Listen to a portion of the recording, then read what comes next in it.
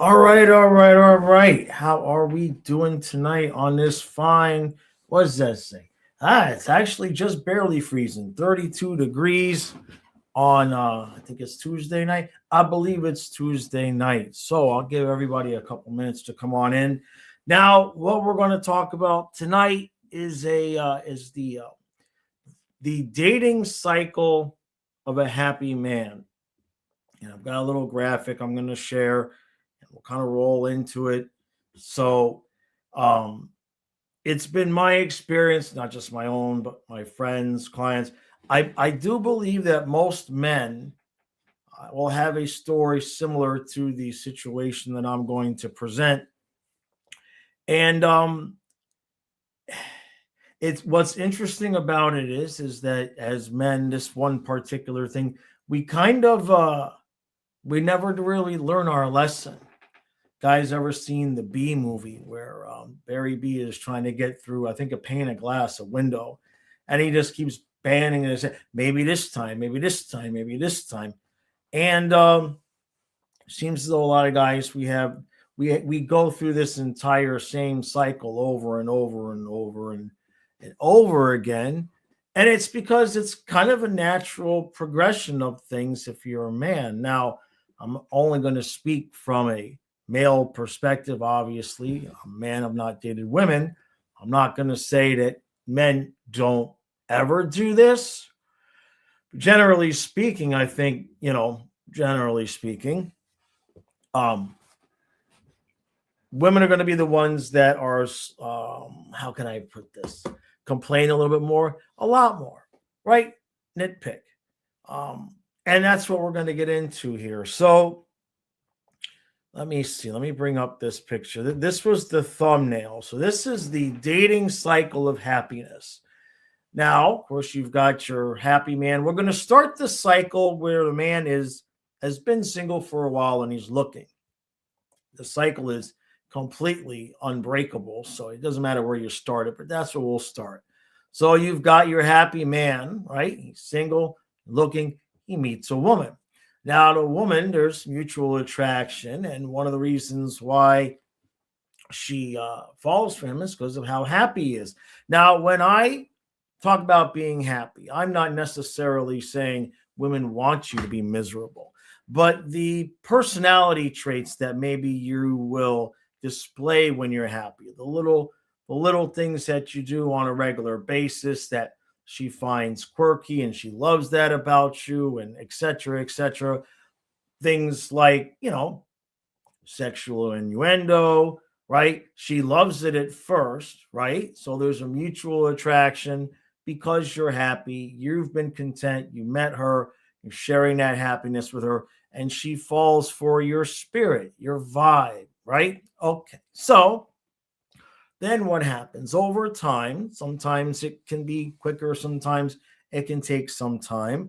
The woman will then inevitably and invariably start to not be so pleased with the things that you do, even though they're the exact same things that you did in the beginning of the relationship that got her to kind of fall for you. So maybe she's not really interested in your innuendos anymore. Maybe that stupid way that you shuffle your feet when you're going to the bathroom, maybe now that irritates her. You can pick out any name, any number of things. I'm sure everybody in the comments will have a story, whether you're watching live or you're watching the replay. But eventually, that's what starts to happen: is the little things that us guys, when we're happy, generally speaking, we don't change. We're pretty much the same people you meet most of the time. And so those little things, all of a sudden now, it's like, well, why do you do that? Or, maybe I need you to stop doing that. Or it could just be as simple as things that you do that used to have cause her to have attraction to you. Suddenly now those things she wants you to stop because she doesn't like them so much. And so where does that leave the man? Well, man becomes unhappy. Now, one way, shape, or form or another, if you have a woman who's not happy with you in a relationship, one way or another, you're going to end up unhappy. Now, in the case of this example, the man just goes ahead and he starts making those changes.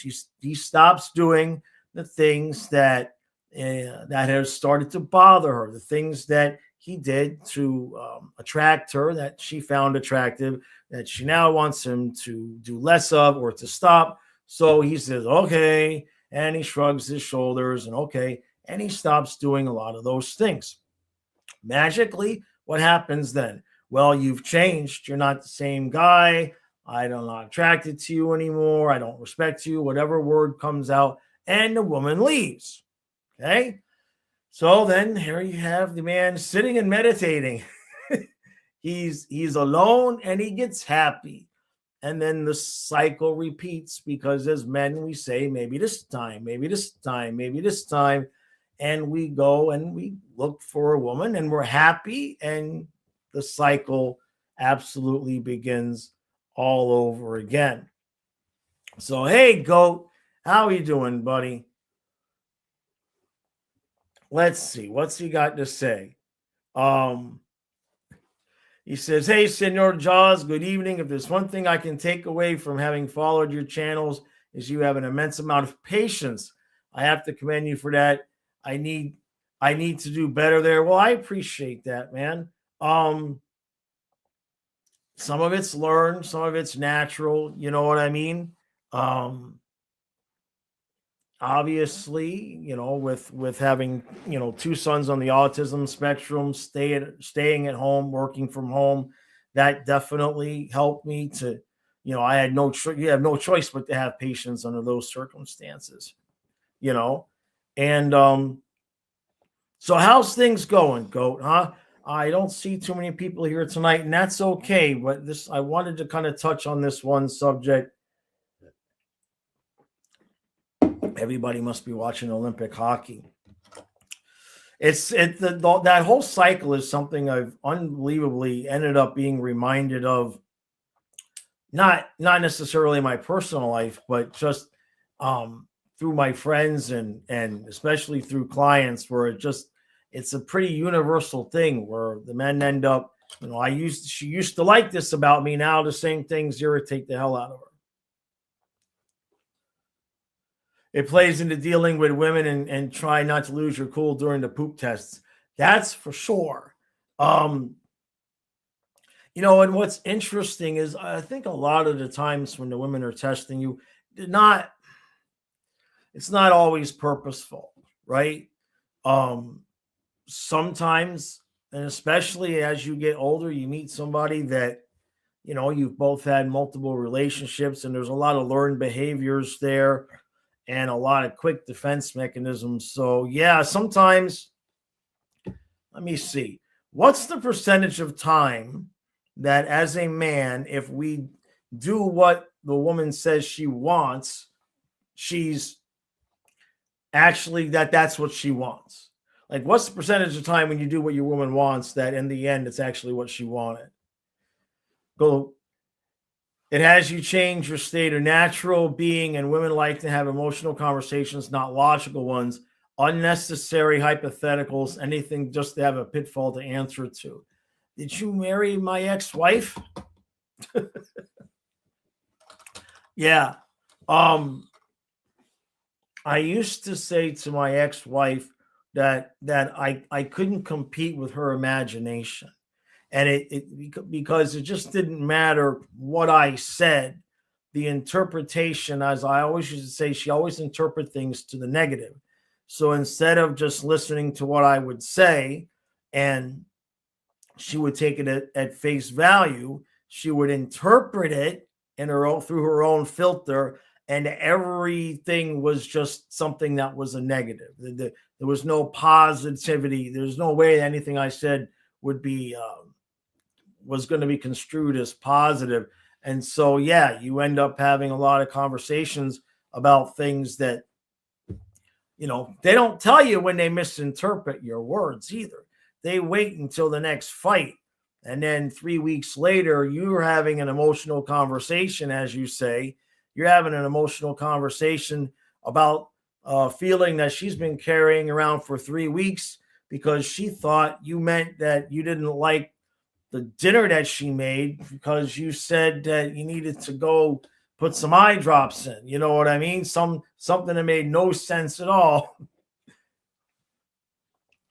Goat says 7 years I went through a lot, apparently. I had a similar situation, by the way, if you want to. Oh, yeah, sure, man. Yeah, hold on a second.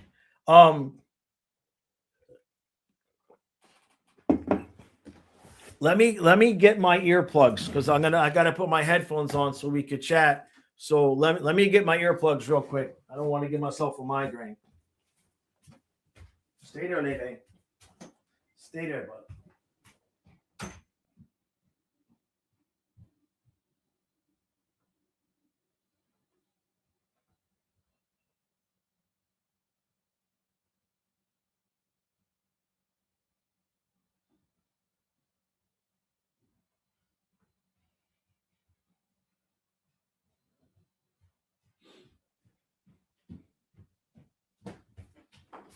Good girl.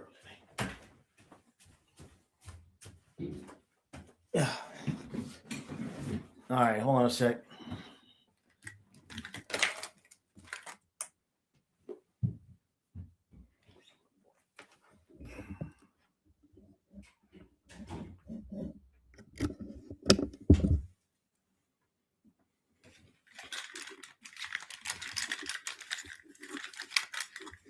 Oh, jeez. All right. All right, put the glasses on. Let's see here. All right.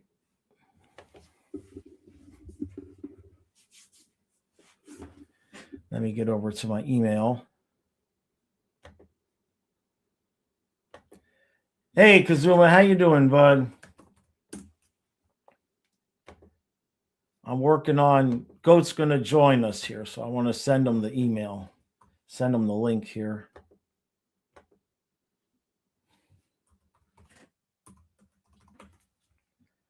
All right.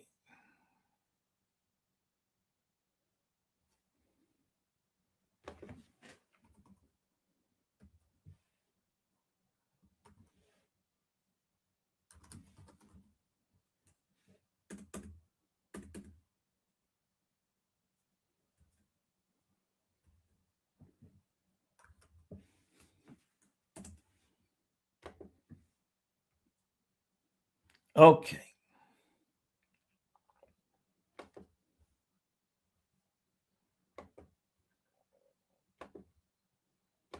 All right, bud. I emailed you the link, so we're good there. Okay. Hey, David. I was here. I've been talking for 13 minutes. Then Goat decided he wanted to come on and join us, so I figured, why not? Why not? Sounds like a good idea. U.S. women shut out Canada today. Man.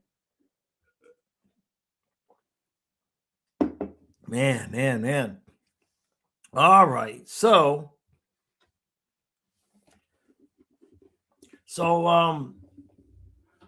Goat's got a story, so he's going to join us, and that'll be interesting because I think he's gone through it here a little bit, so it'll be kind of be nice to just have a little bit of one-on-one discussion there and see if we can't remedy some of what's going on for him. I was talking about how Kazuma says, doing good. I found out a girl I like was lesbian, so we decided to stay friends. Well, that's interesting. I had my first girlfriend when I got out of the Air Force. When I moved back to Miami, I dated like a 32-year-old, and I was like 20, 21. And dated 6 months, 8 months, whatever it was. And she broke up with me because she married a cop. She found a cop that she liked, and I heard from her, or I heard about her through a friend a couple years later, and she had divorced the guy and turned lesbian. So yeah, it happens. Dave says, you know what dispatchers and lesbians have in common? Oh boy, what do we got?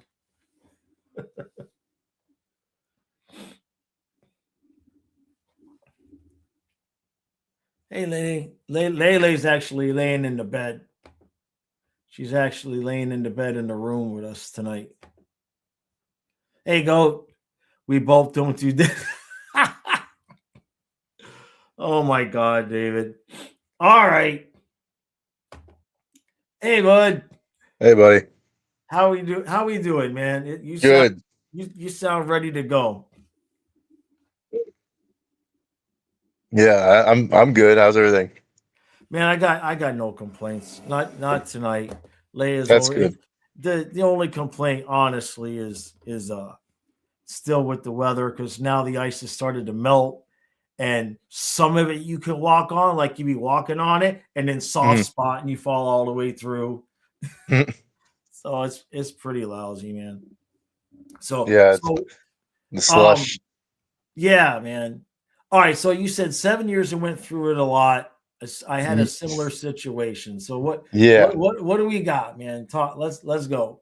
Okay. Let's see. Started out in college. So I was back from like both of my deployments. Finished my time in the police academy, and I was just like, all right, I'm gonna go back to school because I didn't want to do the cop thing anymore. I was gonna go the lawyer route, Right. and basically it was like, all right, I'm in undergrad, get my criminal justice stuff done, and I met somebody that was 21 at the time, which in college time, there's like a junior or senior. So I'm like, okay, maybe she's got most of the partying out of her because she's got to be like focusing. And she was there for like pre-med or like psychiatry at the time, or Right. was it biomedical, something like that, whatever. Yeah. Something in the STEM field. I really cannot remember. It was such a small major that she had that like a lot of people didn't really have it. Right. But it was essentially it was a prereq for her to go into medical stuff later on. But anyways, sh- we ended up hitting it off really well. Um, I, say that we talked for about a month.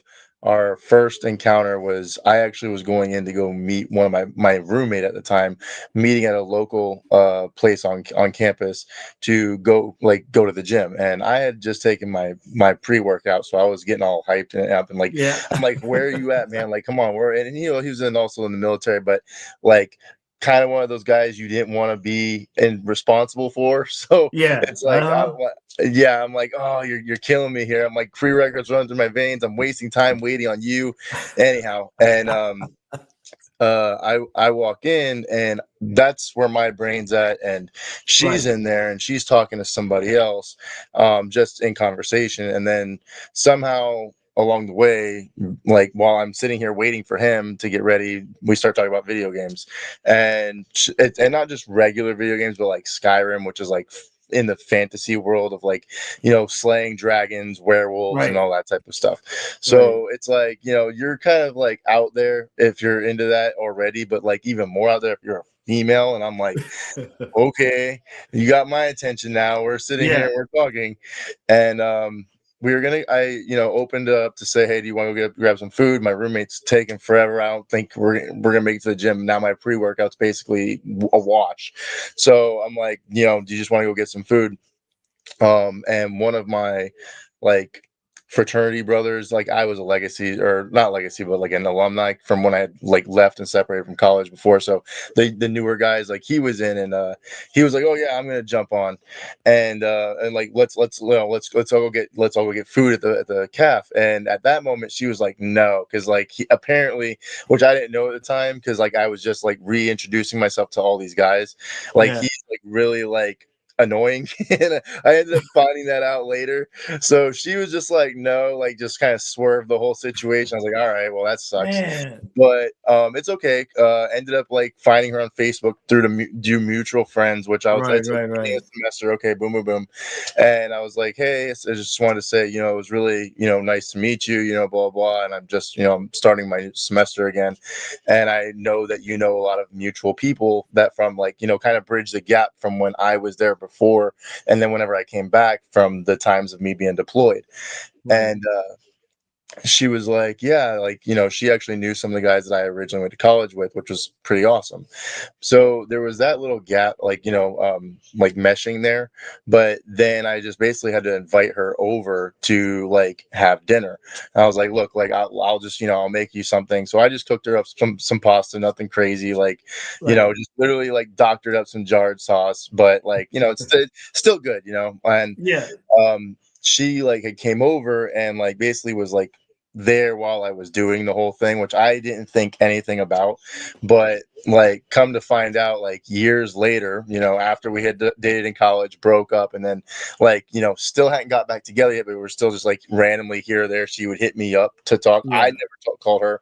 Like, it was kind of like a rule on my end, was like, I'm not going to call her. Like, I will respond. Like, if I missed a call, I call her back. But like, I wasn't going to go out of my way to go Right. talk to her because we weren't Right. together anymore. Yeah. So it was more like a mental barrier for me to like protect. Yeah. Yeah. I get it. I get But 100%. You got to protect yourself. yeah. So come to find out about, or circling back around the food thing, her brother ended up, her younger brother ended up telling her that one of the things, like a girl that he wanted to meet was just a girl he could like make dinner for, like, and so I was like, that's really funny that, it's like I ended Yeah. up doing that, but it was just because it was just at the time, like it could be private where the two of us can talk and like not really be stressed out. So it was a really good meeting situation. Anyways, from there on, like we talked for like a month.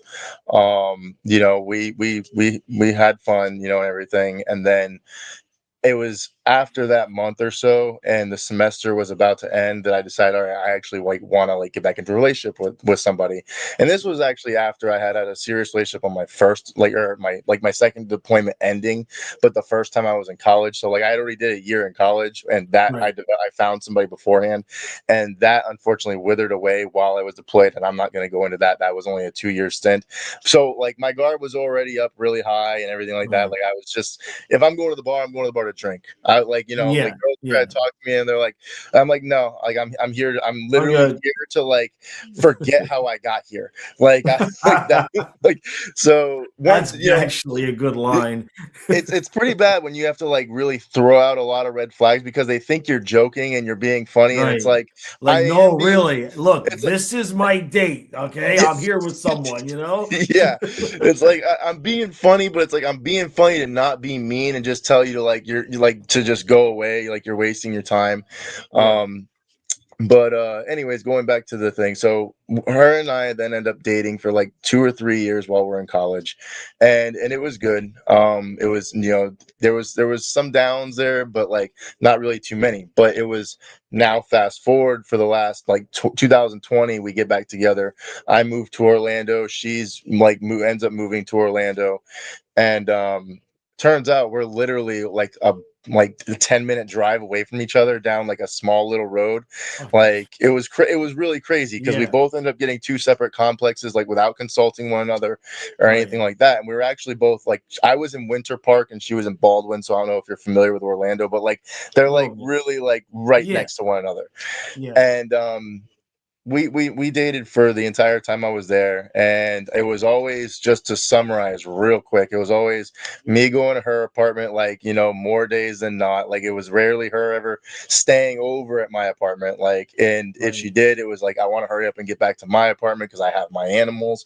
And it's like, Right. okay, no Yeah. problem. But then when she has me over at her apartment, it's like I'm there for a long time, and I'm like, hey, I got an animal back home also that I gotta get back to, and he's got Right. like separation anxiety because it's just me and the one animal. At the Oh, time, I didn't man. have the other two, so it's just like it was a lot of pull, and then going out places. I didn't mind like other people, like basically like being the fly, like sitting back and like letting everybody in the room look at her. Like, I didn't have any problem with that. That didn't bother me.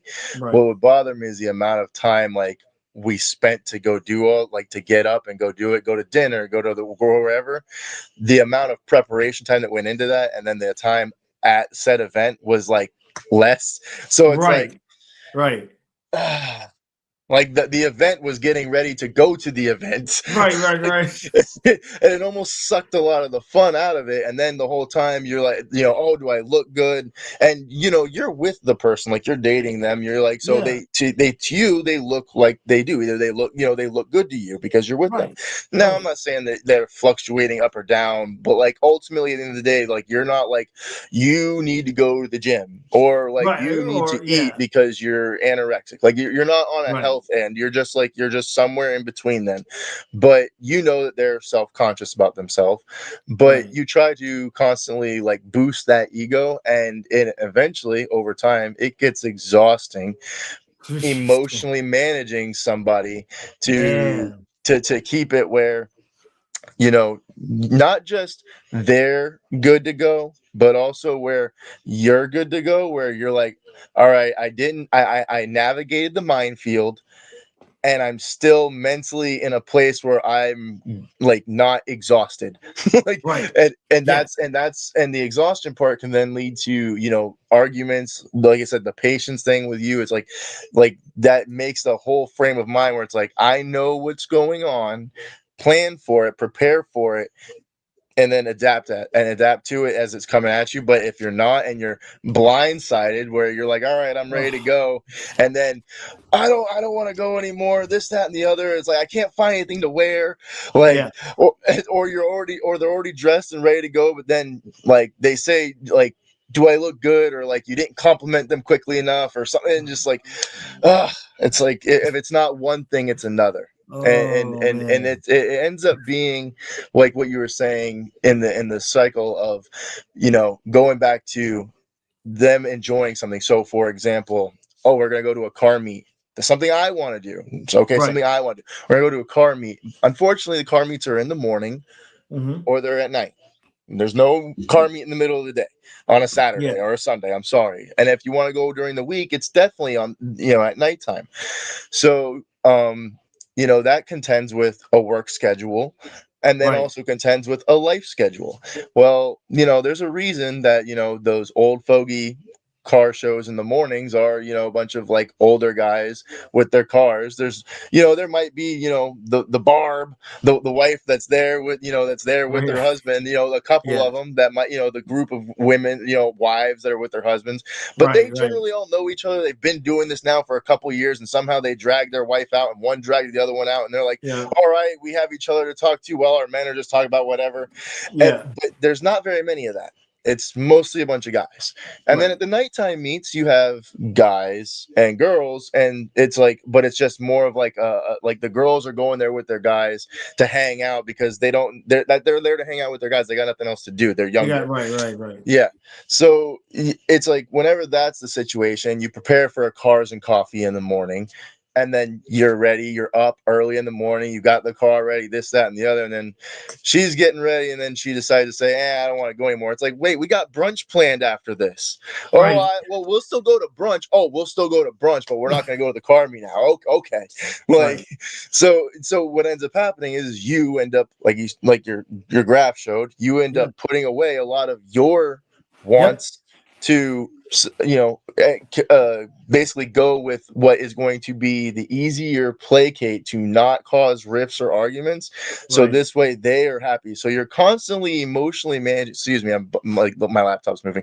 You're emotionally managing to just not set them off, so this way in an end you can have it. That's where that whole happy wife happy life comes in. It's like maybe you need to really really check who your wife is, because you shouldn't have to be emotionally managing a full-on adult.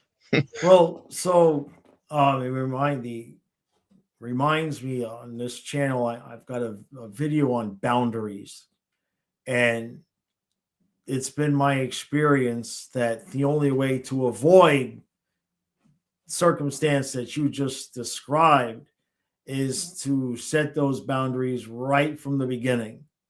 That this is who I am. This is how I'm going to be, and I'm moldable if I think my behavior is inappropriate. But this is how I'm going to act. I know myself. I'm always working to better myself, but this is me. And to just set those boundaries from the beginning, and it's not always a guarantee it's going to um, work out in the end, but it does leave you as the man left with feeling you still kept your dignity. Yes. So Like the go example, and it causes arguments like what you're saying, those boundaries, that's where that poop test will come in, is how much can I get away with? How much will he be okay with before he ends up losing it? And then I can say, hey, well, he's got anger problems. I don't want to be around him no more. right, Like, right, right. Yeah, I mean, I've been inside of the same relationship. I've been criticized for raising my voice, and also criticized for being too calm. Look at you, you're the calm one. It's like, oh, okay, all right, can't win either dude. way. You can't win either way. Um, That's where you just get to the point where you're always right. Just what can I do to make this situation better? You're right. You're right. I don't want to argue no more. What can I do? Do I need to leave the premise? Do I need to shut up? What needs to happen for peace to happen? And that's the downside.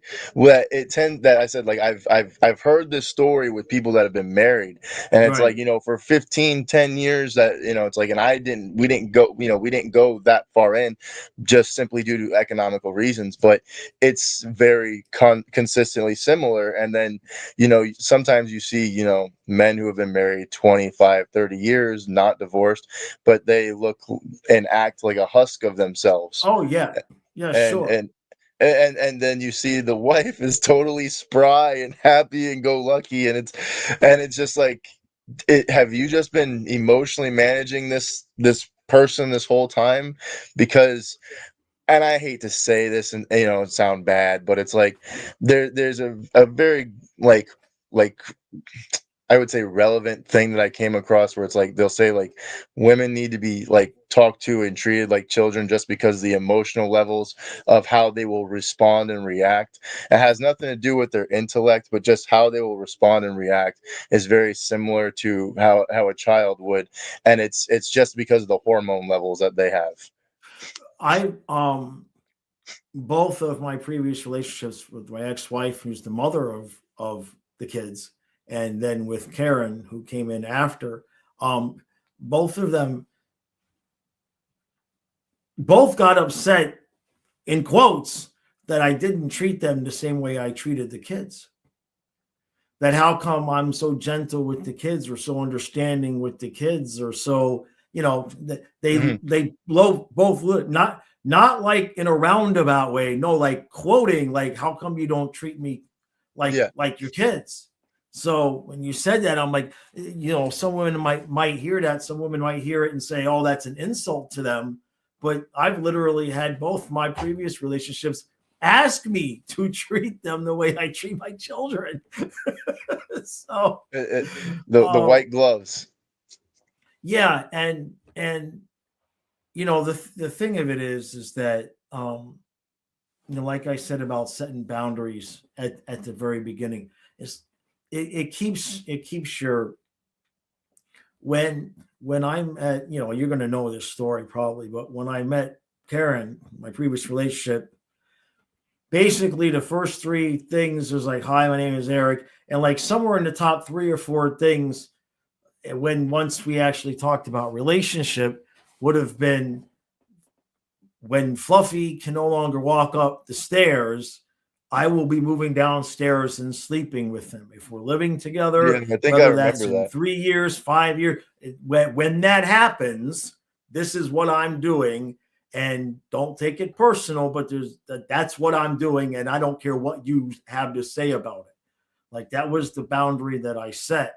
Now, it did definitely help me when the time came, because there wasn't any discussion.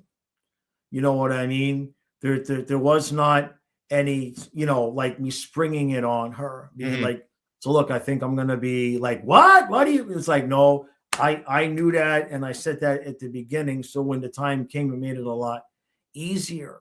Um, and so what that speaks to is just, when I say setting the boundaries, it's almost like setting expectations.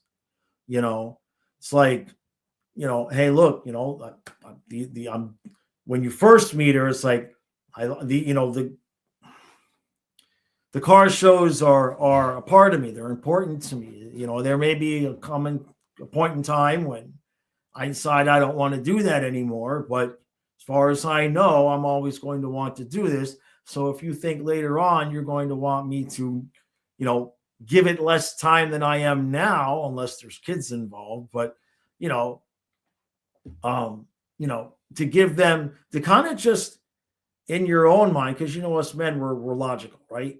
Mhm. Okay. And we know that when we view a situation in a relationship, we can see all the little things. We can see what's coming most of the time, or at least what the cause and effect is likely to be, right? So when you first meet someone and you start moving along, I have found it profitable to, in my own mind, kind of extrapolate out, you know, well, if you move here, have you, if you maybe you want to move in together, and you have to think about it and be like, well, you remember, if you move in here, then you're going to be such and such a distance from your mom. And remember, you work on weekends, and the bridge is really, bad on the weekends. Like bringing that type of energy sort of helps to just let everybody know what's going to happen and what the expectations are, and you just end up in a lot less of those discussions, because they will, gonna get emotional about certain things, not necessarily bad or good, but a certain situation comes up, you can be like, hey, remember we talked about this. What I mean? Yeah. Sometimes they don't like that, but Yeah. at least for you as It- the man, when we were circling back to talking about keeping your dignity, um the thing that has kept me sane, and many times been the reason why I've had so much patience, is because with whatever circumstances the problem, I mean, I told you when we met. I yeah. told you when we met. I told you, you know what I mean? Like, and that 100% of the time, as long as they are going to be intellectually honest and admit that you told them, if they are going to be honest and admit that you told them, 100% of the time, there's like, well, shit. And it shuts it right down. Yeah. Shuts it right down. And then the energy expenditure, that's what I'm getting to, is when you have already given, if you do this, this is what's going to happen. Or if I do this, and you already have that set, 2 years later, when shit hits the fan, you're like, I told you when we met. And then that cuts that off. And then you don't get so exhausted. You know what I mean? And it's like a maze, man.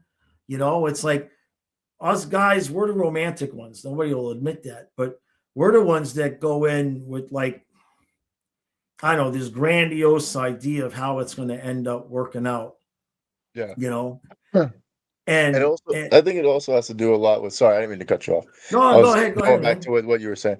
I think it also has to do a lot with the pragmatic of the mind state that happens the older that they get, and when I feel like a lot of like what happens is like in those early 20s, or 18, we'll call it, all the way to about 35, the prime years for the most part, is it's constantly the emotional end, and leading with that end for like every argument. So again, Right, okay, right, right. you set the boundary of, hey, I want to do this, or even I made this plan for, like, I'm gonna be hanging out with my buddies this weekend or whatever, and every time you try and do it, it gets sabotaged, or it becomes an Yeah. argument, or it becomes a Becomes problem. an argument. And Yeah. yeah, and at that point it's like, so you're constantly balancing, is the relationship more important, or is this? Because that's constantly it's what's being put on the scale here, is, if you don't do this, well, then the relationship is now in jeopardy, because they're just going to use that as another reason to Right. add on.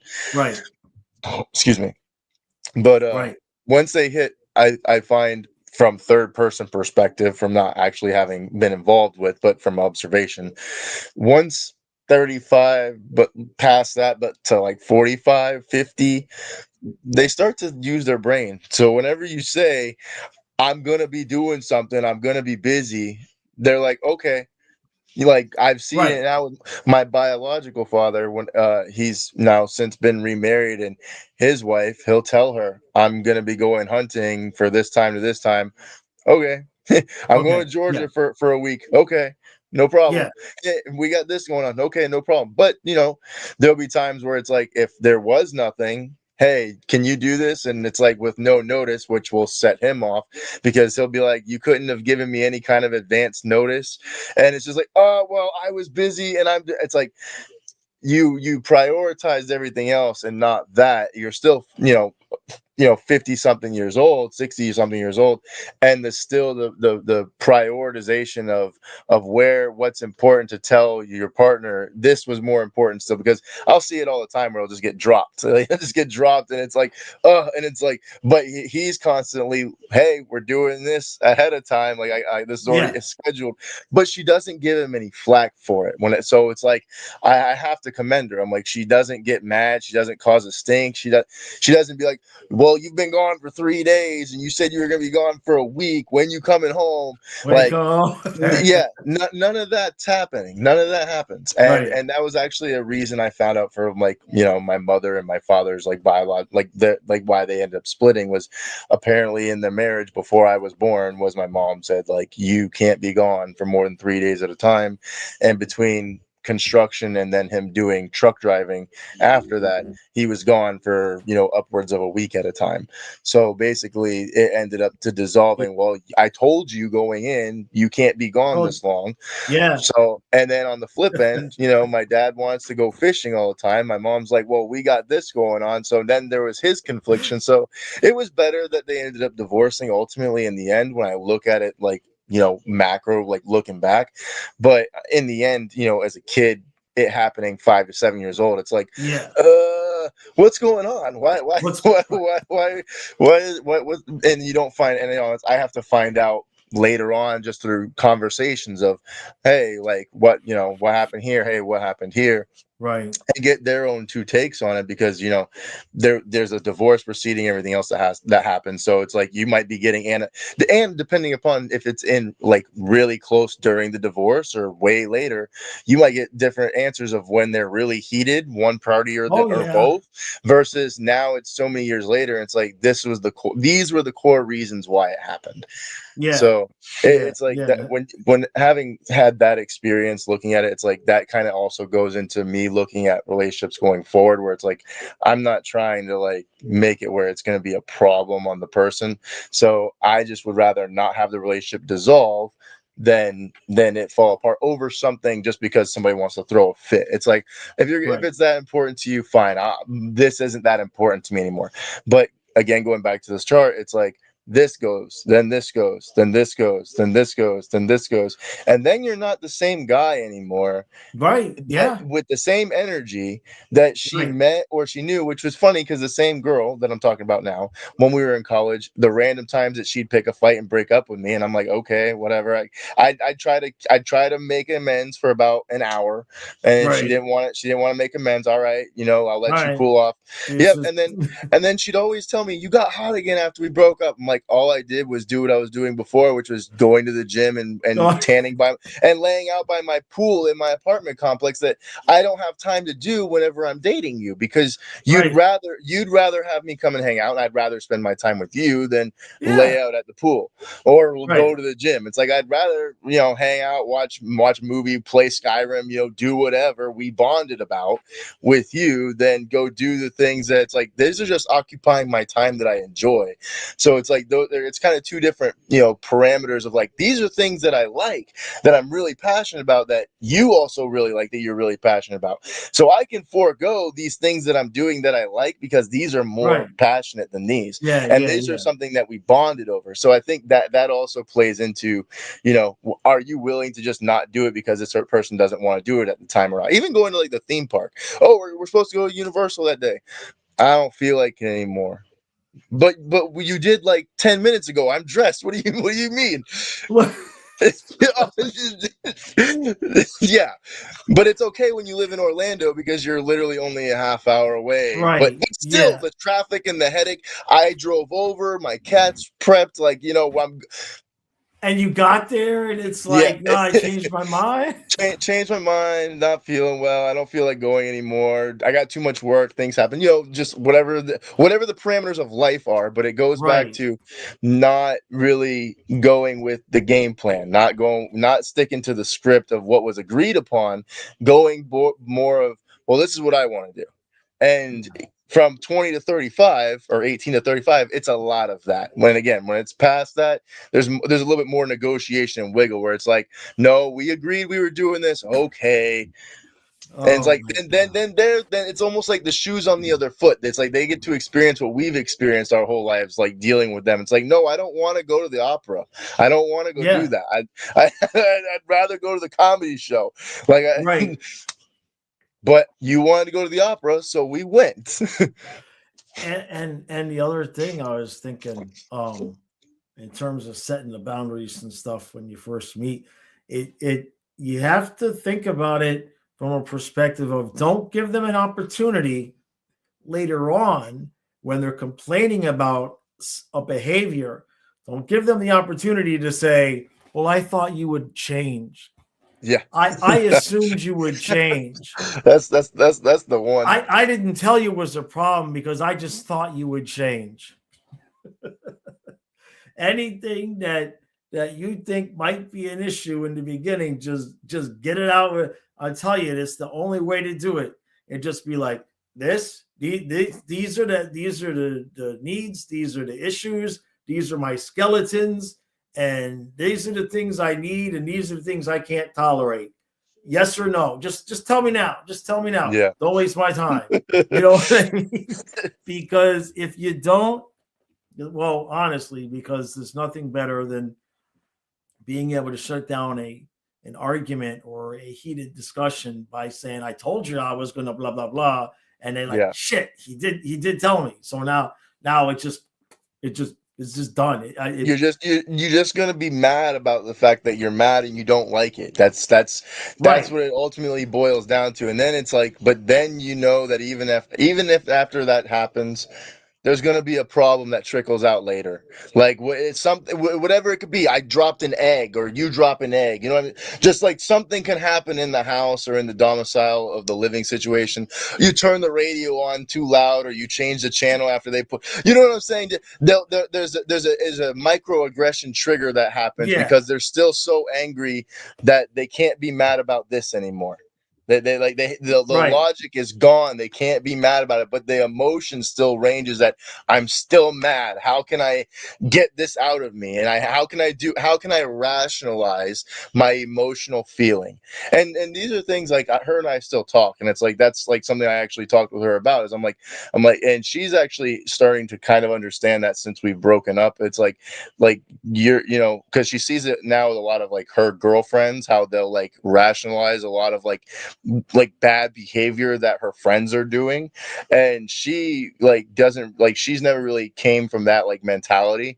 So right, she's just like, she's like, wow, she's like, this is, I'm like, yeah, this is normal. This is what a lot of girls do. This is part of the reason why I really really really enjoyed us being together, because you weren't like this, and this is now, you've now thrown me back to the wolves, and now I gotta screen for all of this, where it's like some of them will have zero problem complaining about the fact that, oh, you didn't celebrate like my animal, like, or excuse me, the one of her friends is upset that the boyfriend or of that one, who basically takes care of her entire life, was upset that his dog got sick and had to go to the vets on her birthday. But mm, mind you, they're going on a trip like and celebrating that whole month, but she right, felt the need to complain about not just be like, oh my god, like this happened, and like there was no like concern for the animal in the sense, it was just more shot in the ass that, oh, we're gonna do this on my birthday. It's like, right. and mind you, she's in her 30s, like this person, and I'm just like, yeah, this is atrocious. I'm like this, but the thing is she's complaining, but to her, the front to my ex, because she can't make a fuss about it because the guy pays for her entire life, including her BMW. So it's like, Yeah, there's that. what are you gonna do when that's the situation? It's like, well, now they're gonna complain, but that's what I call pretty princess problems, and a lot of our issues in today's day and age, and to include, I'd say, the Gen X generation, Yeah. is the Disney pretty princess from Yeah. inception all the way to growth. Yeah, it's like it's the difference between somebody at a young age, how they would meet, like when I was um when I went into the Air Force, I had a girlfriend I had gone through with high school, and she was fiance. I mean, for that age, as much as it was, you know what I mean? I met her when I was 16 at the skating rink. Like, it wasn't social media. There wasn't Yeah. any like we. I woke up. We didn't even go to the same school.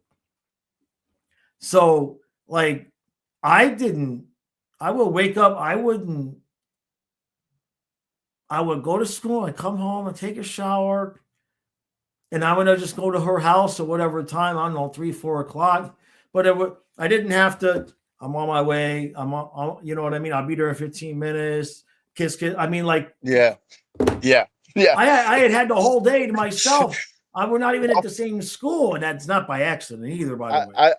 I felt all that because that's how it was when I was deployed. I'm like, I didn't deal with all this, like, like the iPhone came out when on my first deployment when I came back. Like before that, it was still Nextel, like beep beeps and regular cell phone, and Yeah, I gotta press the three times to get to a yeah, different yeah, letter, the yeah. T9 Exactly, texting, and dude. I'm I like, used to be able, as an aside, but I used to be able to one hand text like with that phone while yeah, driving a stick shift at the same time.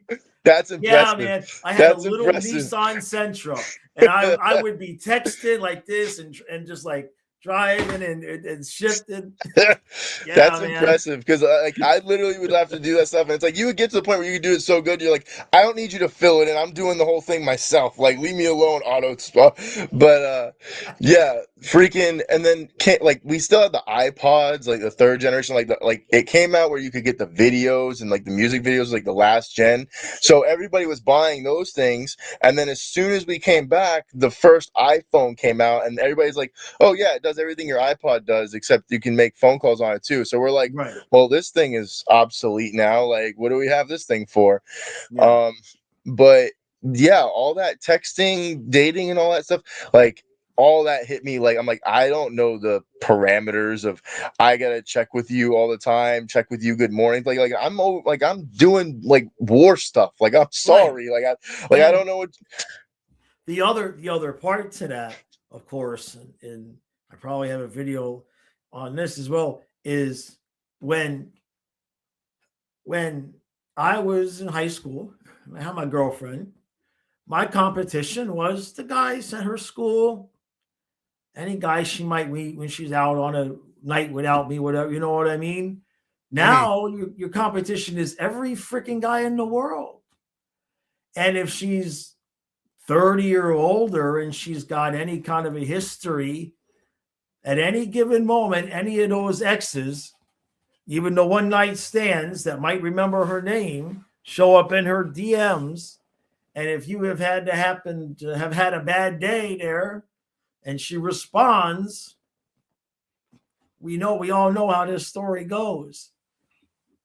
And it's a completely different, it's going to become a completely different animal, in terms of what. And I once said this to somebody, um, like in terms of like how you're in a relationship and you see maybe your spouse, your significant other, like leaving a heart on like some guy's photo or like her ex's photo, something like that. And I made the analogy of how, like, can you imagine? Like, she's like, well, it's just a photo, we're just liking it. And I was like, well, can you imagine your dad, like in the 50s, right? Your dad comes home and on the refrigerator, there's a picture of your mother's ex-boyfriend, and she's drawn a nice little heart there and Never filled even it in thought of it and like that. just That's a and good just put it analogy. right? You know what I mean? It's like, what would your dad have done? Would your mother have ever thought to even do that? You know what I mean? No dinner for you. No No dinner for dinner for you, you. man. Just That's walking, you know? and you know what's wild also is like even since like my time of like coming back from like we'll say 2000s texting etiquette, if you want to call it, from like to the relationship texting etiquette, not friends, Right. but heterosexual significant other relationships. It's transitioned even from 2006 till now, where you could say okay, thumbs up, and everything was cool, no problem, or even just K, thumbs. Now it's like, are you mad at me? Did Are I you do mad at something me? wrong? Like, or it's like, look, okay, I understand. Sometimes you can you can be mad and say K, like whatever, but it's like Now, yeah, it shouldn't be yeah. automatically like let me make sure everything's This, like just it's still if I K. said this, she knows I'm pissed. Yeah, but it's like it's devolved for us to that. It should be we Yeah, got it. All right, no problem, yeah, cool. But no, right. now it means we're angry at you. It's like Well, yeah, because there's no hearts, there's no nothing else. It's just got it. yeah. Message received. Yeah, so Yeah, that unfortunately is an added little stressor, but yeah, the morning calls, like the time frames that you end up being on a quote unquote leash, if you will, where it's just like you're doing it for the time's sake of communication on their timetable, where maybe you would rather be doing something different. Maybe that's interfering with your morning coffee time. And your right. morning coffee time is, I want my morning coffee. I'm waking up. I want to sit there. I want to watch this 5-minute video, watch the sunrise, Yeah, and not answer my phone, not care. right. But knowing but when it gets to the point where you can't do that, or oh, I'll take the call and I'll do it afterwards. And then the call ends up going for 2 hours long, and you're like, Yeah, thought this call was going to be over a little bit, like a long yeah, time ago. yeah, Like, but it ends up not. So now your day ends up getting a little derailed. But then, well, they never told you not to derail your day. Well, I'm exactly. sorry. Yeah. I'm sorry I Oh can't be God, on the boy, did you phone hit? and multitask and do everything else I need to do because you need my undivided attention. Because I have to Yep. like give you reciprocation. If I start uh-huh-ing and okaying you, now I'm not listening. Yeah, and, Right. and not just me, but as a guy, it's like, and this spans not just her. This spans multiple female relationships. It's the same thing over and over and over, and it's like, how is this a constant? And at some point it's like the only thing constant that's different between men and women outside of like the biological looks is the hormones that are there. And it's like, I can't, it's the only thing that makes sense in my head is that these hormones have their brain thinking to an emotional degree that us as guys just are constantly out of, like, Well, we grow out of tune with whenever we get it quote unquote beat out of us as a kid, whether it's by our friends or by our dads, is quit being a girl, quit being a baby, like right. whatever terminology you want to use, man up, what have you, it's suck it up. At some point it ends Yeah. up becoming, well, it could be, how bad is this situation? Do we need to make a mountain out of a molehill here? Whereas for women, almost every molehill becomes a mountain. Yeah. I'm trying to think about some of my experience here because it has been, I'm in my third serious relationship in terms of an adult life. And and of course I was a coach for a long time and doing the massages. I've seen and heard of too much, just too much. Okay. But it's counterintuitive to what women tell you they want. But the, the what they react to is in terms of how a man is going to handle them when they get emotional. If you handle them the way they tell you they want to be handled, no, no, you just have to do what works. Yeah. And what's interesting is a lot of guys I can see, and it's somewhat myself included at times. We start off as far more permissive than we maybe should be for our own good. And then gradually in the relationship, we try to then come in and be like, hey, look, like I've had enough. You know what I mean? Which is kind of our version of I thought you were going to change. And so what I always say is that, again, setting the boundaries and stuff up front, because when, like you said almost at the very beginning, I think you said in the comments about the shit tests, right? Like a lot of times when they're getting emotional about stuff, it's just the shit test. Karen told me she used to yell and scream at her ex-husband only just to get him to react because she couldn't get his attention. Like she told me she would just make shit up and just yell and scream at him until he would finally react so she would have some kind of conversation with them. And so it's very much the same thing in terms of, like we talked about, setting the boundaries with your own behavior and this is what I'm going to do and all of that. And the same thing applies to how much of that you're going to tolerate in terms of them. If they are going to, and this is if you're looking for that kind of relationship, but if the woman is in the end going to be submissive and abide by what your decision is, I'm talking like when you're living together, you know what I mean? If she's eventually going to be submissive and you know that you're the man in the house and what you say goes, you can give them a lot more leeway to have those emotional reactions, because when they actually trust you to be that man of the house, however you want to word it, they will have that initial, you know what I mean? But then the knowledge that in the end they're not going to have to be the one to really make the decision kind of calms them down a little bit quicker without you having to say anything. You know what I mean? In other words, if even though they're going to have that emotional reaction, but if they know you have it, I got it, as opposed to you having to each individual time get with, I got this, it's okay. Like if you have to, placate them, like you were talking about, emotional management, I think is what you said, right? So, the same thing applies in that if you can do the work before they get emotional to the point where they know that they can have their little blow up and you're just going to kind of, I just wait for you to calm down. I just, you know what I mean? And you just be stoic. I mean, you just be cool, remain yourself.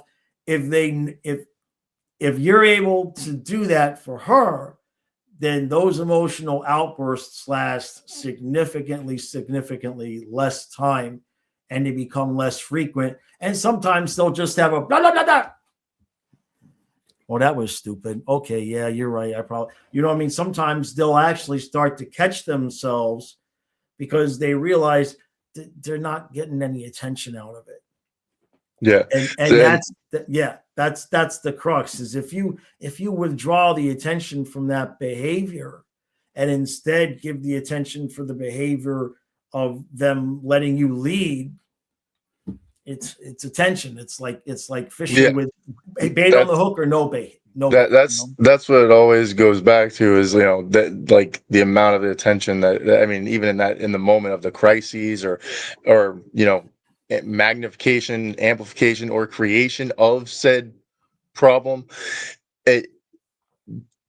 What you said with chilling, letting it wait for it to go back, I would say that's a method to try to do it, which I would say I've experimented with myself on multiple occasions to only ever end up it not going well. Like I think the first two times it went okay, because it wasn't on my end of not being cool, not being receptive. It became a matter of, you're not taking it seriously. And it's like, no, I am. How can I be any more serious? I'm engaged with it. But because my emotional level wasn't matching her emotional level, that's where the problem began. So then it became attacks on you, the Right. individual, and how you contributed to it in the relationship, via stress or what have you. So now it ends up you're now dragged into a fight that you weren't even a part of the problem, but Uh-huh. because the emotional level is not matching, now there's an issue, even though you are giving the attention that's required. You're fully involved, you're fully communicating, Right. everything's there, but because your attention, your emotional level is still even keel, and they're still like way up here, Yeah. they can't deal with it. They cannot Right. deal with that. And I'm not saying not all of them. I'm saying in instances Yeah. that No, I that get you what. can run into that where, like I said, it worked a couple of times for me, but then it got to a point where like I said, like the third time and thereafter, it was like, yeah, that's an abandoned issue. I can't go that route anymore. And so Huh. it's constantly like, it puts you on a Rolodex of like, what method will work this time for this crisis? What Oh my method? God. How can I navigate to alleviate this person's stress while also mitigating and managing my own, and providing, you yourself, whoever the man is in this instance, doesn't have their own cuckoo crazies going on. You're perfectly fine. That you just are like, yeah, I can deal with this. You're the most naturally chill guy in the world. But then when it ends up like, they still might find a way to be dissatisfied, and that at Yeah. the end of the day, you can only do what you can do. And that's basically what I ended up learning in that whole process. Was like, I'm gonna be me, and I'm not gonna let you get me all worked up. I'm gonna try to genuinely help you with whatever it is. And again, I've expressed it, but it's like, but that still didn't change that they didn't like that reaction was coming out. It's like, yo, I warned them, but it doesn't change that they don't like that about, like, they did not like Right. that about me. And it's like, there's Right. nothing you can change it if you want, but how? So are you being true to yourself, or you're just constantly changing yourself to meet what somebody else's others expectations? And like what you were saying, like how we thought, like we are like, that's enough. Like, I think from our perspective as guys, it's like, I think, because the woman that we're dealing with, we've already, in a way, we've already screened them before we've decided. It's like, Right. okay, you're of a certain age, you're of a certain mindset, like, you should know better than to put your hand on the hot stove. But the decisions that we're having, it's like, why you keep putting your hand on the hot stove? Why do I have to keep telling you about this? It's like, because I just want to get a reaction out of you. It's like, well, but why? But why? Yeah. Like, what is the reason for you needing to see said reaction? It could be a reaction of no reaction. It could be a reaction of, oh my God, are you okay? It could be a reaction, are you retarded? Excuse my language. It could be a reaction of oh let me call the hospital. It's just, I want to see the reaction. It's but why? Yeah. And again, this isn't just her. This is with multiple women, with multiple different things. Like, I just wanted to see how you, for example, here's a good one that most guys experience in middle school or early high school. You're dating a girl, maybe a couple weeks in, less than a month, maybe just over. It could be up to 3 months.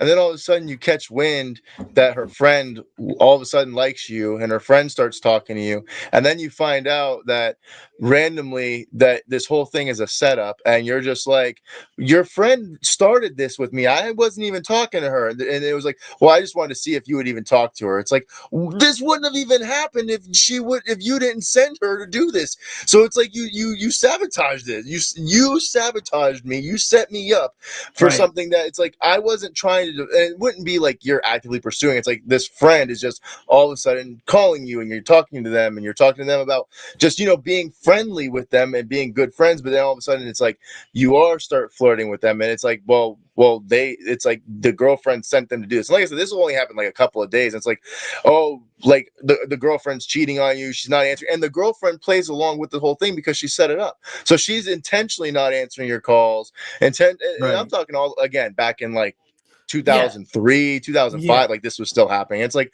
why are you doing this? I just want to see how you react.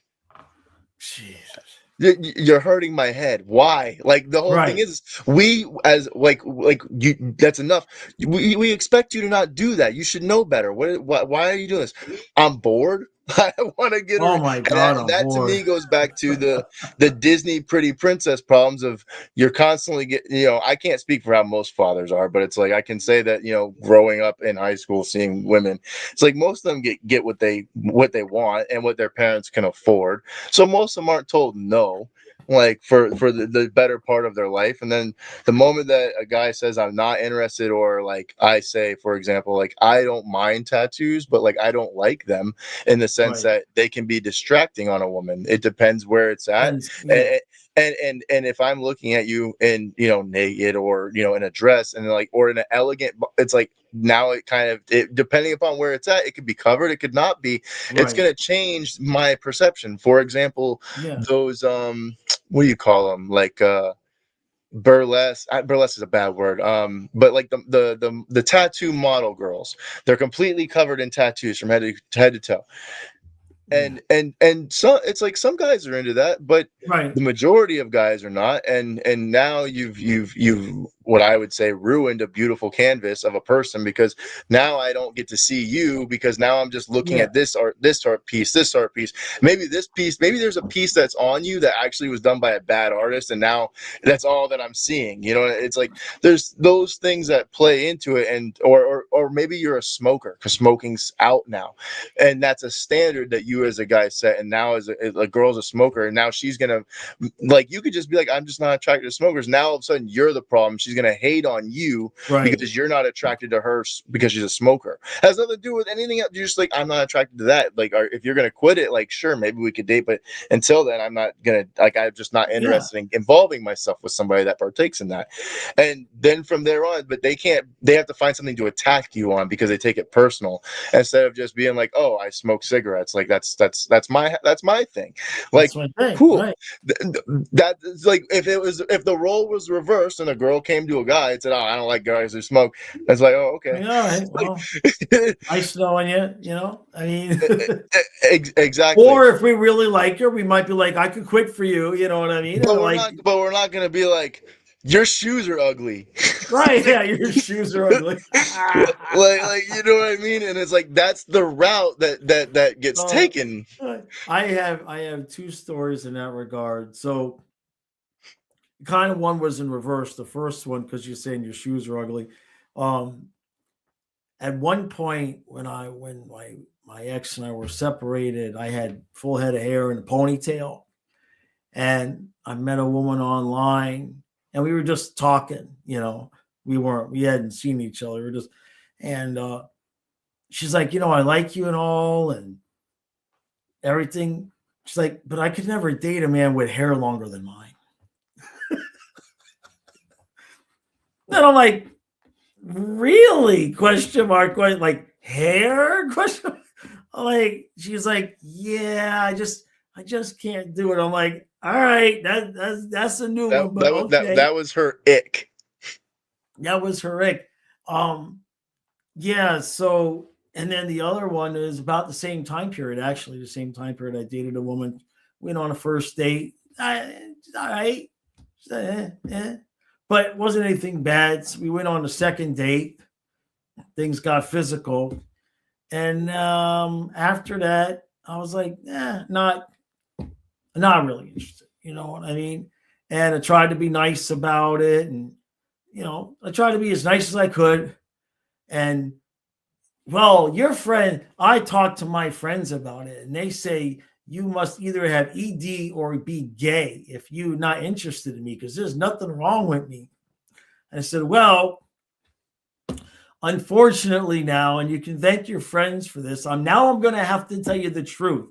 I was trying No. not to say this, but Oh I no. just don't find you that attractive, so Yeah. I don't want to date you anymore. And I ain't never heard from her. I never even got a response. I was like, I'm sorry. I tried. Like, you I can knew thank your friends. I had a strong feeling that I knew where you were going with that. And to piggyback on that, I'm gonna go and sound like a total degen, but every guy can fully admit this if they're honest, heterosexually if they're honest. And I don't know, maybe even gay guys are this way too, but I don't know. So I was having a conversation with my ex at one point in time, and I told, like, she was asking me about my clubbing days, which was while I was in the police academy. It was so bad. Like, I was going out every night, like before I went into the academy, and then once got in, like the academy was Monday through Thursday, but I was going out Thursday, Friday, Saturday. So like there wasn't Yeah. much of a transition. I was just sober for the academy during the day, Yeah. and that was it. So it got to the Yeah. point like a lot of my academy buddies were coming with me. Some of the instructors were coming with me. It was a whole thing. But um, one of the instances, like I said, I would go there just to go drink, and that was my intention, was to go drink and just have a Right. good time and hang out. And in the academy there was a couple girls that I would dance with, might have had a couple makeout sessions with, but nothing really outside of that. And there was, like, again, at the bar that I'd go to, the club, whatever, and there was a girl that would go there that was not, like, she was just not in the academy, she was just a club girl or whatever, but she would just, like, we'd see each other, and I'm like, I just say hi, like, I was never Yeah. really, like, I like interested in her really at all, and I would, have friendly drinks, have conversation with her, what have you. And it ended up getting, like, completely wasted, and she said she was going to walk me back to the garage. Okay, cool, to the parking garage. Walks me not to the parking garage, down some side street, tells me she's going to drive me to the garage because her car was parked closer than mine. Okay, I wasn't worried. She's 5'2", like 105 pounds. Yeah. I'm not concerned. And this was, like, I don't know, like the seventh or eighth time that we've seen each other. So it's like it wasn't really like of drinking an entire night of being around each other in mutual space. So Right. I'm like, I wasn't feeling threatened, but I'm like, where? Okay, fine, give me a ride to the parking garage. And then it ends up being that, no, we're now, something is transpiring, and I'm like, this was not what was playing in my mind, but we'll go. I'm like, I'll be okay with this part, like, with this part, Yeah. but not the further parts. And that's where I basically drew the line. And I just basically was like, I don't have any kind of protection or anything like that, so Yeah. I don't want to go any further, and Yeah. and No. No. and I just let it go, and like, that was the night, whatever, and ended up going home. Well, then later on, like, one of her guy friends that was with her, I guess, that liked her, I didn't know, he tried to, like, start a legitimate fight with me at the bar. I'm like, dude, like, I'm here with my, like, police academy friends, like, that's not a good idea. Right. Like, Yeah. like there's actual cops in here, like, that are like that, like, it's not a good idea. Right. But, like, I'm like, I'm not interested in her like that. Like, she was supposed, like, I had to explain this whole thing. Like, if you want to be mad at anybody, be mad at her. I'm like, I'm sorry. Like, this, like, this is what transpired. You may not believe me because you're her friend, but I'm like, I'm sorry. It is what it is. But fast forward, I'm telling this story to my now ex or whatever, and she's like, so wait a minute, you were okay with one part happening? I was like, well, it wasn't in the plan for even this part to happen, but when this part started to happen, I'm like, all right, I'll let it ride, but I didn't want to go this far. Why? Because I didn't want to add you to my, like, my resume. I didn't want you on there.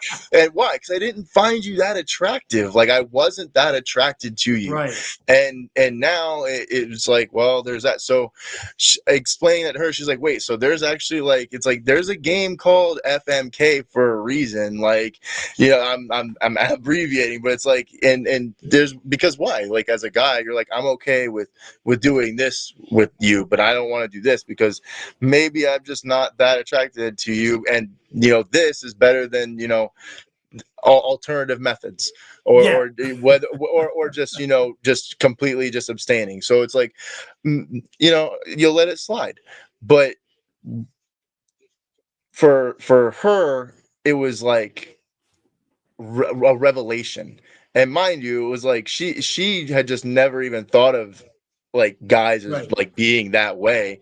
and, Right. and I'm just like, yeah, I mean, I guess I've never had that conversation also with a woman, but, like, outside of her, but she was, like, actually receptive to it and kind of understood the whole thing in the sense, but it was, like, more piquing her curiosity of, like, I didn't know that guys would just, separate. Like, she's like, because as a girl, she's like, if I want to sleep with a guy, like, I'm going to sleep with him. She's like, I don't really separate to like if I'm making out with the guy, like I would sleep with You him. would sleep with right, right, And right. I'm like, yeah, guys aren't like that. Like, sorry to break it to you. And I'm like, and this is my testimony from my time in the military with other dudes that were the same way. They're like, oh yeah, don't let nobody find out you hooked up with her. But she, it's like the village bicycle. Everybody has a ride. It's like it's almost an initiation. It's like, but keep it hush. Yeah, there was an initiation on the at Eielson. I didn't, when you're 18 and your first guy on the base, you don't know, you know what I mean? You don't Yeah. know, you know. And I hadn't been there but maybe 2 or 3 days.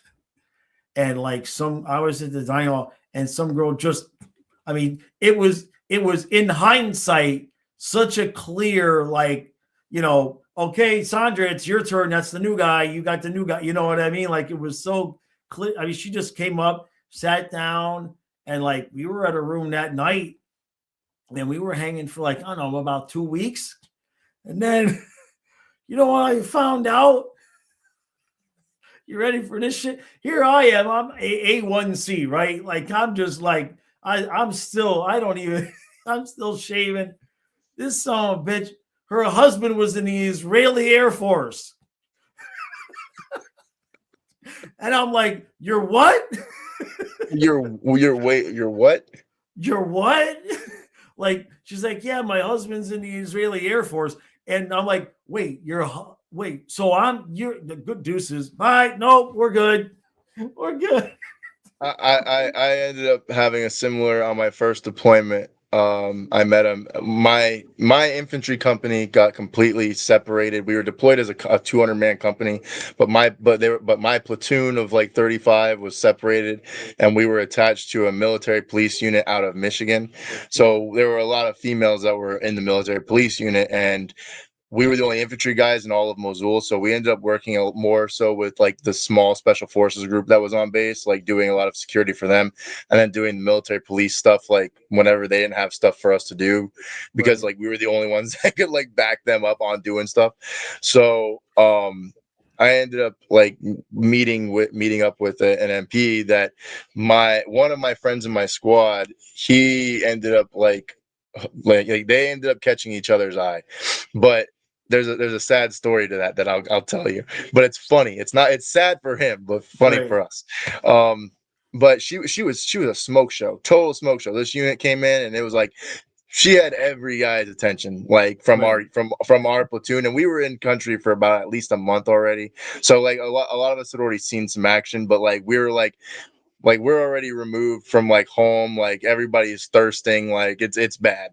So a desert, a United States 7 is a desert 10, like Yeah. the Yeah. whole the rules change. Well, anyways, and her roommate is the girl that I end up going with my buddy to go hang out with him and hit the girl he's talking to. And I'm like, oh wait, you're gonna go hang out with the hot one? I'm like, yeah, I'll go just go hang out, like Yeah. whatever, like fine. So I go over to their little room, like me and him, we walk over to their room, and her roommate's there. Well, she ends up between three of them, the word gets to me, she finds me attractive, she wants to hang out, have a movie night. Okay, know what that means. Right. And end up having movie night, and I think it's probably like a week goes by and I ended up finding out like she's married. I'm like, what? Yeah. Come to find What? out, not just that. Before she joined the military, she was in the Amish community. So she had left the Amish community, do their thing where they go experience life, got married, joined the military, and ended up finding herself deployed in the middle of Iraq. And I'm like, and here we are right now. Wow. So, yeah, Wow. total my well. Fast forward, we're like, it is what it is now at this point. It Yeah. is what it is at this point, and I'm of the mindset, again, maybe call it guilt or survivor's guilt, in a sense of I wasn't the one in the relationship, so I didn't do anything wrong. Yeah. Even if I knew, I still was not in the committed relationship. I didn't take the Right. vows. I didn't do the thing. And I don't know what their parameters of their relationship were. Maybe they were in an open marriage. I don't know. Wasn't my thing to go down. But anyways, we end up spending the next 4 months, doing our thing while we're there. So this is like month 6, month 8, somewhere in there. But we had been, a couple for a desert couple for a little bit. Yeah. You keep it hush hush, but everybody, but people know. Yeah. Well, I end up, I'm about to go on leave and to come back to the States for a couple weeks, and I tell her, I said, hey, I'll be good. I don't want to. I'll stay, like, cordially, like, committed, because I don't want Right. to catch nothing. I don't want to give you nothing. Like, we'll be responsible. Right. Okay, cool, cool, cool. I leave, I come home, and then end up finding out she ended up hooking up with one of the other guys that in my platoon that, mind you, people were telling me about that, like, oh, like he's been trying to hit her up, and him and I talked. It's like, hey man, I said, like, please don't, like, go find your own peace. Like, I'm gonna be gone for Right. leave. Like, just please don't. Like, that's all I ask. Right. And when I say I asked, like, I asked nicely, because it's like, it wasn't a matter of like it needed to come to a physical confrontation. It's like, dude, I'll squash you. Like, Right. I was like a buck 95, like maxing my PT test, like, and it was like, dude, like 140 pounds. It's like, Right. like we get along, like we actually got along. It's like, dude, like, don't make me have to hurt you, like they just Yeah. don't. Yeah. No, yeah. Well, come back. I end up finding out, and I end up talking to her, and she ends up like crying and confessing, and I'm like, I I'm mean, like, 2 weeks, man. 2 yeah, weeks and for getting and people mind you, clothes. I'm coming back, and now I'm only in that city now for like a week or 2 weeks, because my whole unit now re met with the other unit in the adjacent city before we went all the way down south of the country. So we were Right. gonna like be gone, but I'm like, now I don't even have like a week to 2 weeks of really enjoying our company, because now I'm actually just mad about Right. that. Like, I don't, like, I'm more mad about that, and now, like, forget anything else. But like, literally my last night there, she's saying sorry, blah blah blah, end up, having something occur in a vehicle. But again, it wasn't the home run. It was, Right. rounding a couple bases, where it's like, I already told you, like I had lost all sorts, like, lost Right. interest in it in that moment in time. And whenever I re-linked up with, my unit, I was like, thanks a lot. Like, I really hope that you guys actually have a relationship going forward with this, because I don't really want to, like, you ruined what I had, like, kind Yeah. of thing. Yeah. And I'm not saying, like, her and I had anything, but in the sense, like, over the course of time, like it was more like there was like inclinations that she was going to divorce her husband. Whether who she was going to be with was outside of the fact, but she had already made the conscious decision that she didn't really want to be married after she had already like spent time in the military prior to meeting us. So Right. it was more like the deployment kind of was like her excuse. And I'm like, oh, okay. Like, I'm not surprised. And then my second deployment, I kind of were like, oh, that's actually a thing that people do. They use the Yeah. deployment as an excuse. But Yeah. fast forward Yeah. to come back to my buddy with the hot chick. Guess what she did? What's She the and him were hooking up for a hot little minute, and then she monkey branched to the LT. Not just one little person. No, she jumped to the top of the platoon. Nobody was telling anybody what was doing, and it's so brazen about it. Like she'd walk out of his little room, which is by right? himself, but it's 2-man size room by herself.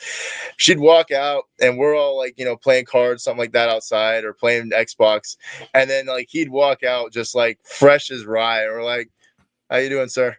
Good evening, huh, sir? Yeah, it is a Yeah. good evening, isn't it, huh, boys? And then, mind Yeah. you, the friend is just like, No, man. we're all just laughing, like, bro, like, like, what do you expect? Like, it's LT, dude. Like, LT, Yeah. like he's awesome, man. Like, sorry, we can't even be mad. When I was at billeting for about a year, there was a guy. I know I remember his name. I don't want to give his name. We'll just call him Chuck. Yeah, yeah, yeah. He was an A3C, and long story short, there was a female captain that was like, because we were in services and she was in supply. There was a captain, and I didn't know shit. I didn't know nothing. And then when I was packing up to leave billeting because I had to go to the dining hall, forget how the conversation happened, but my sergeant was like, he's been fucking her. You didn't notice all like they were a thing. Like everybody, I mean, they were like full on, but of course, obviously, they had to keep it hush hush because back then, enlisted and officers. I mean, Yeah.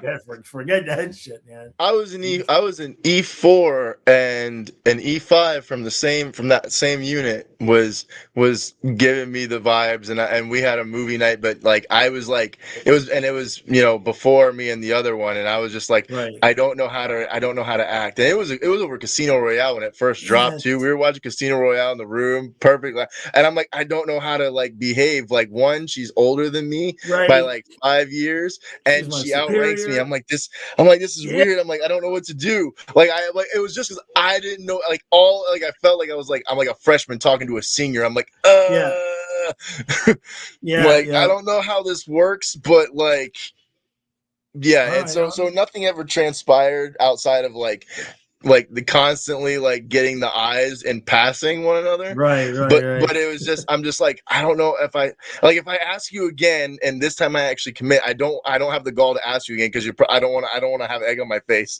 So it's Yeah. just like it just went unspoken after that, but we would just always like say hi to one another and be super polite and like friendly, but it was just like yeah, no, we just watched a movie together. No, we can say we just watched a movie Yeah. together. Yeah. Don't But get yourself it in was trouble. definitely like it wasn't that the vibes weren't there. It was more just like I'm like I don't know what to do because you're older than me, you're attractive, and you outrank me. I'm like I'm out of my league here. Yeah. I'm like I'm out of Yeah. my The league. one that was married was she's probably 24, 25. Um, I think she was an A3. And like I said, I was fresh meat, man. I just come back from cause I went to basic and tech school and I came home to Miami for the 2 weeks before going to my first base in Alaska. And the last night before I left for Alaska, that's when my fiance told me she wasn't coming with me, that she was staying there in Florida to go to college. The whole plan was that was the plan, Yeah. right? So I got on the plane to Alaska. I still remember it. It was kind of like, what do I do? What do I do? David, where'd I go to? I went to basic at Lackland in Texas. Yeah. I went Fort Benning, Georgia, home of the Yeah. infantry. Now, what time of month? I mean, what time of year were you there? The greatest time, freaking August to December. God.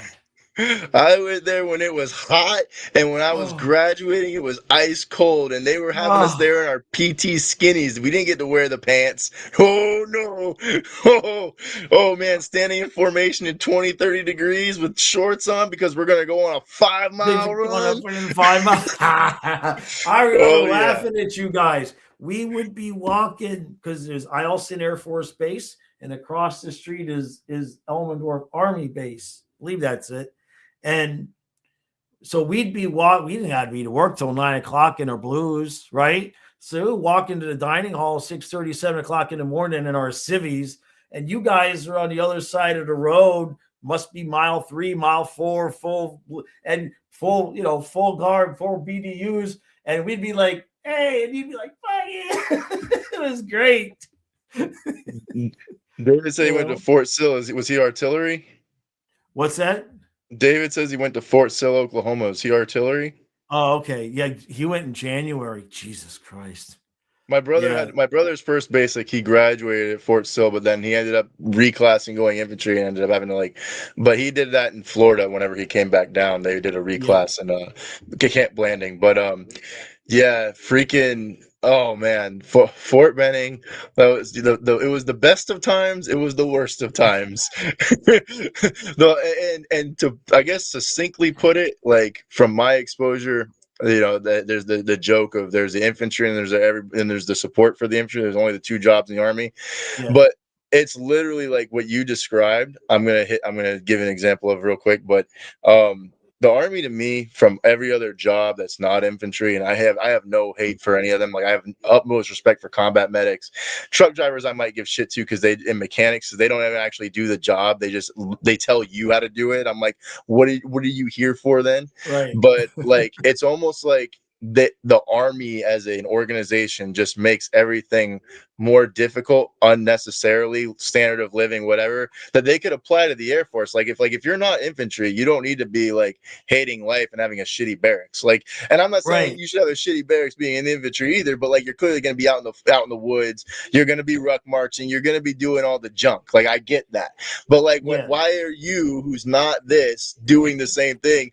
So you could be just, coming in at 9 o'clock, chilling your fatigues, or whatever. And Dude, the Air Force basic training, I'll give you an idea of how lax it was. I got to Eielson in June, and 3 weeks I've been there, right? And I get a phone call like 3 a.m. Airman Gerson, you got to get out to the flight line and bring your mobility bag. I said, what the fuck is a mobility bag? They said, they didn't teach you that in basic training. I'm like, no, I don't know what the fuck that is. They're like, never mind, go back to sleep. And they hung up on me. And then the next day when I got to work, they were like, really? I'm like, yeah, I don't know. And they believed me because I was like, what the fuck is a mobility bag? I don't know what that is. That's foreign words to me. I don't know what that is. That's never been in my lingo. I have no idea what mobility bag is. Yeah. But the flight line, go get me 100 yards of that from supply. Go get me 100 yards of flight line from supply. Right, and right, a box right. of grid squares while you're at it, please. Yeah, right.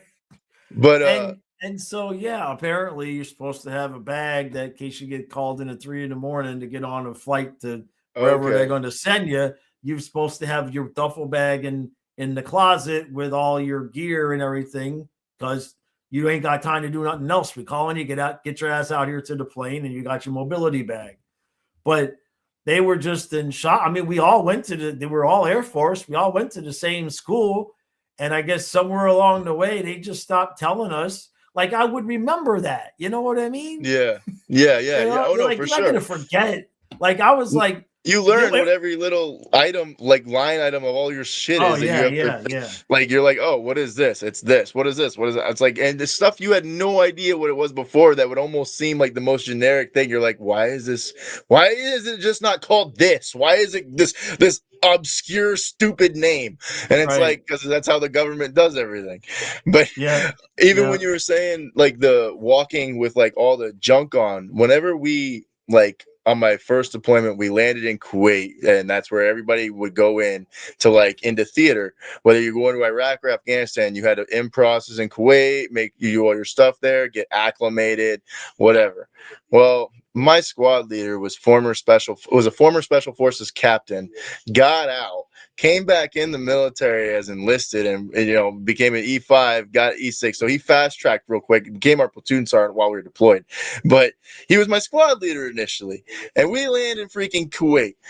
Day like 0, you get there kind of at night, and you're there, and then you spend the whole first day just like getting your billeting and whatever, just getting set. Day 1 is when you will start like going to classes, like in theater classes and whatever, Right. and before you still go like to your area, like with your area of operations. So you still have to do like the in theater of like learning what's like what just is there, and like what you're going to be exposed to, what have you. And he, on day 1, we had nothing scheduled like the first 3 days because of the flow of soldiers that were of troops that Right. were coming in. So we were it was like an acclimation day, walk around the base, do whatever, go to the gym. It was very broken down at the squad level because leadership's like, we got nothing to do, just keep your guys out of trouble. That's Yeah. basically it. Let them go explore the PX, let Right. them go do whatever, or have them train, whatever. My freaking high speed, low drag squad leader, everybody full battle rattle, knee pads, elbow pads, rucksack loaded to the brim, everything, helmet, Kevlar, goggles. Hey, We're going what? on a ruck march around the base in Kuwait on day one. Come on, bro. The whole tent, the whole billeting tent of like 100 people is literally just chilling in the tent with some people going outside, got their glasses on because it's so bright, like people can't see. It And, is. and our squad's doing this, just my squad, bro, just my squad. And everybody's looking at us in here like, damn, it sucks to be you guys, like, right? Oh, it gets better than that. We finished this stupid ruck march around this 4.5 mile fucking base in Kuwait. We go to chow. We go to the DFAC. We drop all our stuff, right? We into the tent. We go to the DFAC as a squad. Man, I'm hearing people in the units I don't even know saying, yo, we saw this group of freaking retards out here walking around full battle, making fun of the group, not knowing it was us. And I'm like, man, that was me. That was me. That was me and my squad and my high-speed special forces squad leader got us out here doing a full battle rattle ruck march on day one to get acclimated in 130-degree desert heat that none of us have ever experienced before. I was like, that right there was literally like that exemplified what my whole deployment was gonna be. Yeah. From then on forward, that's how it was. I'm just like, gosh, dang it, blessed, cursed, your decisions based off perspective. Oh man, that's a great story. That's a great story, man. It's so damn true too. So, And all not right, shift brother. gears. You excited for USA? Yeah. I gotta tomorrow morning. We'll be live on the hockey channel. I think it's 10:30. What time is the game? Does USA play? No, USA doesn't play tomorrow. USA Okay. doesn't play until the 11th or 12th. Yeah, they play 12th. Do they have like a weird time though, like 3 I think a.m. or it's something? 3:10 in the afternoon. No, it's Okay. afternoon. Yeah, That's good. Tomorrow's like 10:30 in the morning. I think it's Slovakia and in Finland. So we're gonna go ahead and stream that game because that's where Barkov is, even though he's not there. It's where he is. It's where he should be. To give you a heads up, without going too into deep anything, like I said, probably going to the Leafs game, and I'm gonna definitely need to take the edge off going for that game. That should be in the books, something I want to go do. It's the game that that could be agreed upon, and hoping for a positive outcome from the Cats for sure. Because the worst case scenario, the Leafs win, but I get some alcohol in my system. But at the end of the day, I end up getting to go to a game. So right, that's it. It's always a good time. You're welcome. You're welcome, David. You served too, man. So everybody who did anything, everybody had their experience. Everybody did their day. Yep, different stories, different situations, same stories. It's always fun because if you've been there, you know what it looks like. You know what I mean? There's a lot of overlap, even though there's a lot of differences. And I don't like the chair force joke. I've never envied the Air Force. Like, as far as been like that person, like them, like, you're Air Force. I'm like, yo, there's a reason that the Air Force doesn't let anybody other branch join, because like after you've joined and you go, you're like, man, I should have did this first. I could always transfer out, but you can't transfer in. Like, yeah, no, this is a cool club. You can't come in here. You're gonna tell us how it's so much worse over there. It's like, we don't want to hear that. You're ruining our vibe. And I'm like, every single Air Force dude I met was always chill. I'm like, it's always the other branches where it's like, it's a coin toss. Yeah, you never know what you're gonna get. Yeah. All right. Stick on for a second, go, because I want to tell you something. So that's gonna do it for tonight. Thank you all for hanging out with us. If you watched the replay, really appreciate it. If you watched the replay and you see the beginning, leave me your story in the comments about the cycle that I talked about earlier in the video, where we talked about the women, they fall in love with certain things that they then again hate, only to leave you for you to develop those things again, to meet somebody else that falls in love with those things that they hate, and the cycle continues. So appreciate everybody hanging out, and we'll see you again next time.